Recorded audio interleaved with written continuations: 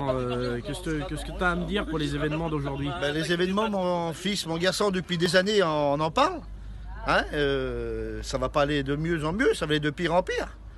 Mais on n'est pas de ceux qui se retirent pour se perdre, on est de ceux qui veulent lever notre tête. Notre délivrance s'approche. Je vois sur les réseaux sociaux, là, beaucoup de conneries. L'autre, il a vu des nuages, l'autre, il a vu des anges. Mais la Bible dit que même si tu verrais un ange du ciel t'apporter un autre évangile, qu'il soit anathème, qu'il soit maudit, il faut se baser sur la Bible, la parole de Dieu. On n'est pas au lait, on a la nourriture solide. Il y a longtemps qu'on connaît le Seigneur, on a été élevé dans les missions. Et aujourd'hui, on vit des fléaux, mais je ne crains pas. Parce qu'il est écrit dans la Bible, 365 fois, n'aie pas peur.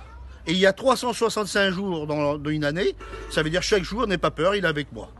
Bon, il est écrit dans le psaume 91, il est écrit, aucun fléau n'approchera de ta tente.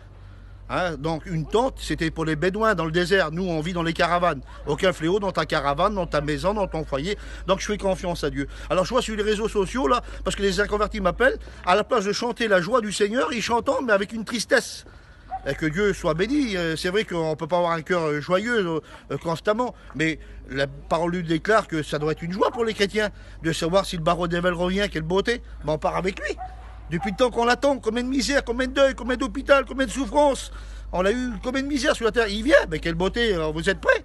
Eh bien Seigneur, merci Seigneur. Donc il faut être prêt, il ne faut pas se lamenter. On n'est pas des gens du dehors, on n'est pas des ténèbres, on est de la lumière, on est des enfants du plein jour. Donc la Bible dit qu'il faut attendre son retour, on l'attend. Il revient, merci Seigneur, il ne revient pas, eh bien merci Seigneur, on l'attend. Qui vient demain, dans 5 ans, mais les événements nous le prouvent là, selon l'Apocalypse. Hein.